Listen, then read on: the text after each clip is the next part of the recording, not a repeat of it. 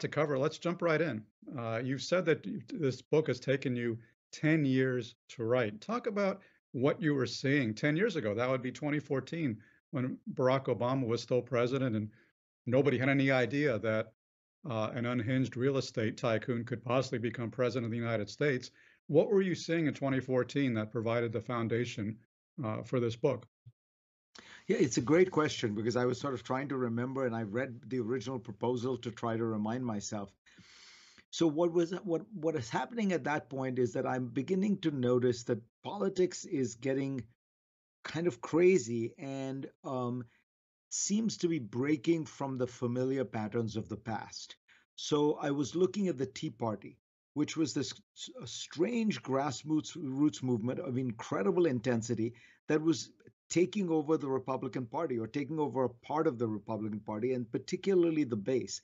And I remember reading a very powerful analysis by the Yale scholar Theda Skocpol, which pointed out that while they would talk occasionally about it being a kind of small government party, that when you actually went out and surveyed them, you talked to them, and you did, you got into the movement, you realized they were basically motivated by class resentment, racial resentment about Obama and the first black president, hatred of immigrants. It was much more centered around social issues.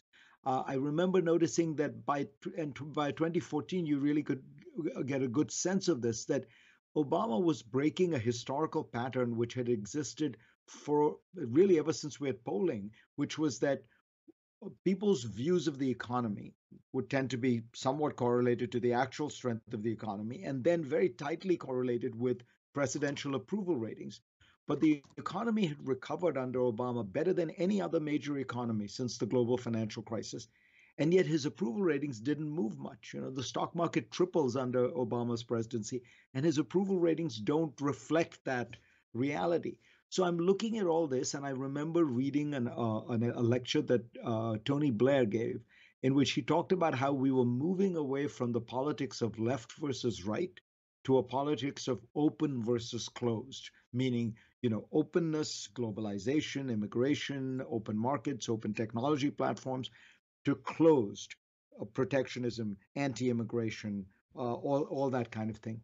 And I realized, there's something going on here, and I decided to write the book largely to educate myself and to try to understand, okay, if we are going through this kind of upending of politics, when was the last time something like this happened? And I began to realize that we've had these moments when technology and economics really fundamentally upend the social structures, and then the politics is sort of scrambling to make sense of it all.